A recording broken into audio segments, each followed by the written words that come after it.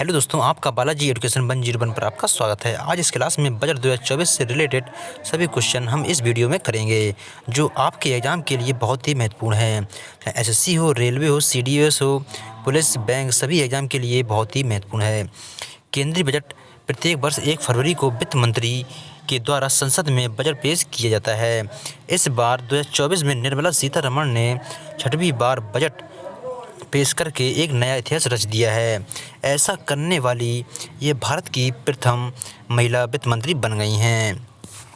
आज का आपका पहला क्वेश्चन है, हाल ही में केंद्रीय बजट 2024 संसद में कब पेश किया गया? जिस पर आपका सही आंसर है 1 फरवरी 2024 को केंद्रीय बजट संसद में पेश किया गया था, वित्त मंत्री निर्मला सीतारमण के द्वारा। फिर आता है आपका अगला क्वेश्चन, हाल ही में अंतरिम बजट 2024-25 संसद में किसके द्वारा पेश किया गया? जिस पर आपका सही आंसर है अंतरिम बजट 2024-25 संसद में निर्मला सीतारमण के द्वारा पेश किया गया। फिर आता है आपका अगला क्वेश्चन, चुनाव वाले वर्ष इलेक्शन ईयर्स में बजट कितनी बार पेश किया जा सकता है? जिस पर आपका सही आंसर है चुनाव वाले वर्ष इलेक्शन ईयर्स में बजट को 2 बार पेश किया जा सकता है। एक है जो चुनाव से पहले किया जाता है, जो दूसरा है जो चुनाव के बाद किया जाता है बजट पेश। जय जवान, जय किसान, जय विज्ञान, जय अनुसंधान का नारा किसने दिया? जिस पर आपका सही आंसर है जय जवान, जय किसान, जय विज्ञान, जय अनुसंधान का जो नारा है प्रधानमंत्री नरेंद्र मोदी ने दिया। कुछ इंपॉर्टेंट पॉइंट्स, लाल बहादुर शास्त्री ने जय जवान जय किसान का नारा दिया था। अटल बिहारी वाजपेयी जी ने जय जवान जय किसान जय विज्ञान का नारा दिया था। प्रधानमंत्री मोदी जी ने इसे और विस्तार देते हुए जय जवान जय किसान जय विज्ञान जय अनुसंधान का नारा दिया है। फिर आता है आपका अगला क्वेश्चन, 1 फरवरी 2024 को वित्त मंत्री ने कौन सा बजट पेश किया? जिस पर आपका सही आंसर है 1 फरवरी 2024 को वित्त मंत्री ने अंतरिम बजट को पेश किया है। फिर आता है आपका अगला क्वेश्चन, बजट 2024-25 में रुपए की कुल व्यय का अनुमान है? जिस पर आपका सही आंसर है बजट 2024-25 में रुपए की कुल व्यय का 47.66 लाख करोड़ रुपए का अनुमान है। वित्त मंत्री ने कहा 2024-25 में 47.66 लाख करोड़ रुपए के कुल व्यय का अनुमान है। फिर आता है आपका अगला क्वेश्चन, बजट 2024-25 में राजकोषीय घाटा जीडीपी का कितना प्रतिशत रहने का अनुमान है? जिस पर आपका सही आंसर है 5.1% रहने का अनुमान है। कुछ इंपॉर्टेंट पॉइंट्स, राजकोषीय घाटा जीडीपी का 5.1% रहने का अनुमान है, जिसे उसके अगले वर्ष 4.5 से नीचे लाने का लक्ष्य रहेगा। राज्यों की सुधारी योजनाओं के लिए 75,000 करोड़ रुपए का प्रावधान किया जा रहा है। 50 वर्ष के लिए ब्याज मुक्त ऋण होगा। वित्त मंत्री ने देश में विमानन क्षेत्र के लिए ऐलान करते हुए कहा है कि अब देश में 149 विमानतल हैं। टियर 2 और टियर 3 शहरों को उड़ान के तहत विस्तार दिया जा रहा है। देश की विमानन कंपनियां 1000 नए विमान खरीद रही हैं। फिर आता है आपका अगला क्वेश्चन, अंतिम बजट 2024-25 में कितनी महिलाओं को लखपति दीदी बनाने का लक्ष्य है? जिस पर आपका सही आंसर है अंतिम बजट 2024-25 में 3 करोड़ महिलाओं को लखपति दीदी बनाने का लक्ष्य है। फिर आता है आपका अगला क्वेश्चन, बजट 2024-25 में वंदे भारत ट्रेन के किनारे नए सामान बोगिया के निर्माण की घोषणा हुई है। जिस पर आपका सही आंसर है 40,000 नए सामान्य बोगिया के निर्माण की घोषणा हुई है। कुछ इंपॉर्टेंट पॉइंट्स, वित्त मंत्री द्वारा स्वास्थ्य के लिए हुए यह ऐलान, हमारी सरकार 9 से 14 साल की बच्चियों को मुफ्त में सर्वाइकल कैंसर वैक्सीन का टीका लगाया जाएगा। मध्य वर्ग को मिलेगा आवास, मध्यम वर्ग के लिए योजना बनेगी। किराए के घर, बस्ती, अनियमित घरों में रहने वालों के पास नया घर खरीदने या बनाने का मौका रहेगा। पीएम आवास योजना ग्रामीण, इसके तहत 3 करोड़ आवास बनाए जाएंगे। इनमें 2 करोड़ आवास अगले 5 वर्ष में बनने जा रहे हैं। 1 करोड़ घरों को सौर ऊर्जा से मिलेगी मुफ्त बिजली। रूफटॉप सौर ऊर्जा से 1 करोड़ घरों को 300 यूनिट की मुफ्त बिजली हर महीने सौर ऊर्जा के जरिए मिल पाएगी। 15 से 18 हज़ार रुपये की बचत होगी। वित्त मंत्री ने कहा, कोविड के बावजूद हमने पीएम आवास योजना ग्रामीण के तहत 3 करोड़ घर बनाने का काम पूरा हुआ। 2 करोड़ घर अगले 5 साल में और बनाए जाएंगे। वित्त मंत्री निर्मला सीतारमण ने 1 फरवरी 2024 को अंतिम बजट पेश करते हुए पूंजीकृत खर्च का आंकड़ा बढ़ा दिया है। वित्त मंत्री निर्मला सीतारमण ने 1 फरवरी को अंतरिम बजट पेश करते हुए पंजीकृत खर्च का आंकड़ा बढ़ा दिया है। फिस्कल ईयर 2025 के लिए पूंजीगत खर्च अब 11.1% से बढ़कर 11.1 लाख करोड़ रुपए हो गए हैं।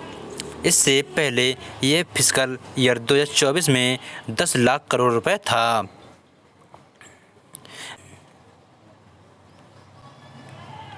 वित्त मंत्री निर्मला सीतारमण ने बृहस्पतिवार को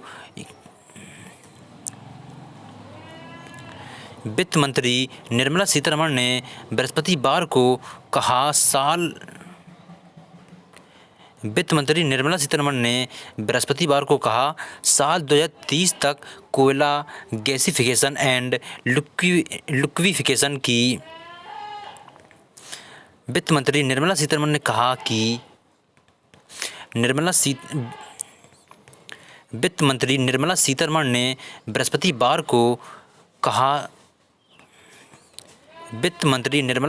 ने बृहस्पतिवार को कहा, साल 2030 तक कोयला गैसिफिकेशन एंड लिक्विफिकेशन की 100 टन की क्षमता स्थापित की जाएगी। टैक्स स्लैब में कोई बदलाव नहीं हुआ। अभी क्या रेट है? मौजूदा टैक्स रेट इस तरह है। पुरानी व्यवस्था के तहत कर दर इनकम टैक्स रेट, जो व्यक्ति साल का 0 से 2.5 लाख रुपए तक कमा रहा है तो उसके लिए कोई टैक्स नहीं लगेगा। जो व्यक्ति सालाना 2.5 लाख से 5 लाख रुपए तक कमा रहा है तो उसको 5% टैक्स देना पड़ता है, और जो 5 लाख से 10 लाख के बीच में कमा रहा है उसको 20% टैक्स लगता है, और जो 10 लाख से ज़्यादा कमा रहा है तो उसको 30% का टैक्स लगता है। जो नई व्यवस्था आई है तो नई व्यवस्था के तहत कर दर है जो इनकम टैक्स रेट, नई व्यवस्था के तहत कर दर इनकम टैक्स रेट 0 से 3 लाख रुपए कोई टैक्स। नई व्यवस्था के तहत कर दर इनकम टैक्स रेट, जो व्यक्ति 0 से 3 लाख के बीच में रुपए कमा रहा है तो उसको कोई टैक्स नहीं देना होगा, और जो व्यक्ति 3 लाख से 6 लाख के बीच में सालाना कमा रहा है तो उसको 5% का टैक्स देना पड़ता है, और जो व्यक्ति 6 लाख से 9 लाख के बीच में कमा रहा है तो उसको 10% का टैक्स देना पड़ता है, और जो व्यक्ति 9 लाख से 12 लाख के बीच में कमा रहा है तो उसको 15% सालाना टैक्स देना पड़ता है, और जो व्यक्ति 12 लाख से 15 लाख के रुपए के बीच में कमा रहा है सालाना उसको 20% टैक्स लगता है, और जो व्यक्ति 15 लाख से ऊपर कमा रहा है तो उसको 30% का टैक्स लगता है। वित्त मंत्री निर्मला सीतारमण ने कहा है कि सरकार ने 7 लाख तक की सालाना इनकम को टैक्स से छूट देने का ऐलान किया। टैक्स पेयर्स के लिए यह बड़ी राहत होगी। फिर आता है आपका अगला क्वेश्चन, निम्नलिखित में से कौन सा बजट भारत का पहला पेपरलेस बजट प्रस्तुत है? जिस पर आपका सही आंसर है बजट 2021 से 2022। फिर आता है आपका अगला क्वेश्चन, बजट संबंधित प्रावधान भारत के संविधान के निम्नलिखित में से किस अनुच्छेद में प्रावधानित है? जिस पर आपका सही आंसर है बजट संबंधित प्रावधान भारत के संविधान के अनुच्छेद 112 में प्रावधानित है। फिर आता है आपका अगला क्वेश्चन, बजट के संदर्भ में निम्नलिखित में से किस अवधि को अमृतकाल कहा गया है? जिस पर आपका सही आंसर है बजट के संदर्भ में आज़ादी की 75वीं वर्षगांठ से 100 वर्षगांठ की अवधि को अमृतकाल कहा गया है। फिर आता है आपका अगला क्वेश्चन, निम्नलिखित में से किस बजट को अमृतकाल का पहला बजट कहा गया है, जिस पर आपका सही आंसर है 2023 से 2024 के बजट को अमृतकाल का पहला बजट कहा गया है। फिर आता है आपका अगला क्वेश्चन। केंद्रीय वित्त मंत्री निर्मला सीतारमण लगातार कितनेवीं समय के लिए केंद्रीय बजट 2024 पेश कर रही हैं, जिस पर आपका सही आंसर है 6वीं केंद्रीय बजट पेश कर रही हैं। फिर आता है आपका अगला क्वेश्चन।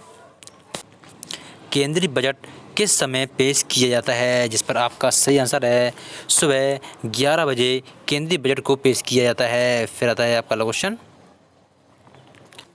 सरकार द्वारा बजट कहां पर पेश किया जाता है, जिस पर आपका सही आंसर है सरकार द्वारा बजट को लोकसभा में पेश किया जाता है। भारत का पहला केंद्रीय बजट कब पेश किया गया था, जिस पर आपका सही आंसर है भारत का पहला केंद्रीय बजट है जो वर्ष 1947 ईस्वी में पेश किया गया था। कुछ इंपॉर्टेंट पॉइंट्स। आज़ाद भारत का पहला बजट 26 नवंबर 1947 को पेश किया गया था। किसके द्वारा पेश किया गया था? वित्त मंत्री R.K. शनमुखम शेट्टी के द्वारा 1947 में पेश किया गया था। ईस्ट इंडिया कंपनी ने 1860 में भारत में पहली बार बजट पेश किया था। ईस्ट इंडिया कंपनी ने 1860 में भारत में पहली बार बजट पेश किया था।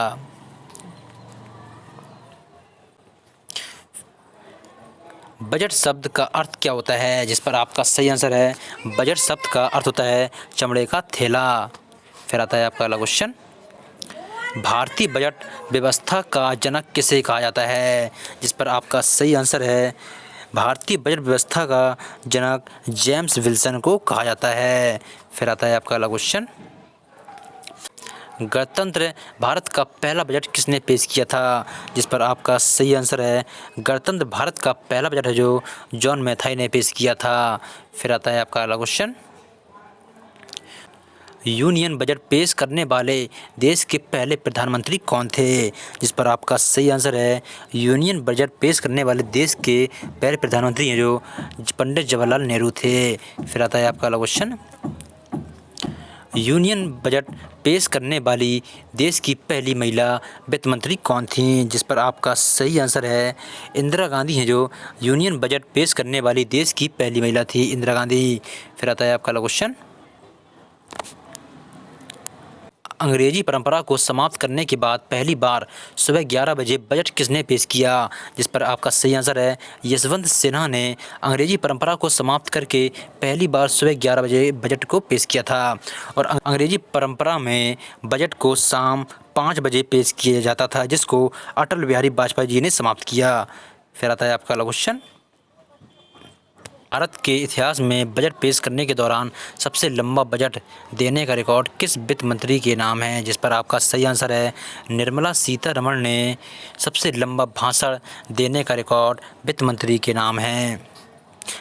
वर्ष 2021 को निर्मला सीतारमण ने सबसे लंबा भाषण दिया था, जिन्होंने 2021 का भाषण भारतीय इतिहास का सबसे लंबा भाषण है। ये 2 घंटा 40 मिनट तक चला था। ये भाषण निर्मला सीतारमण ने दिया था। फिर आता है आपका अगला क्वेश्चन। निम्न में से आम बजट और रेलवे बजट को संयुक्त रूप से पेश करने वाले वित्त मंत्री कौन थे, जिस पर आपका सही आंसर है अरुण जेटली आम बजट और रेलवे बजट को संयुक्त रूप से पेश करने वाले पहले वित्त मंत्री थे, जिन्होंने 2016 को संयुक्त रूप से पेश किया था। अगर आपसे क्वेश्चन पूछ दिया जाए कि आम बजट को रेलवे बजट से कब हटाया गया था, तो आपका आंसर है वर्ष 1924 ईस्वी में आम बजट को रेलवे बजट से हटाया गया था। ये सभी क्वेश्चन आपके एग्ज़ाम के लिए बहुत ही इंपॉर्टेंट हैं, इसलिए इन क्वेश्चनों को अच्छे से कंप्लीट करें।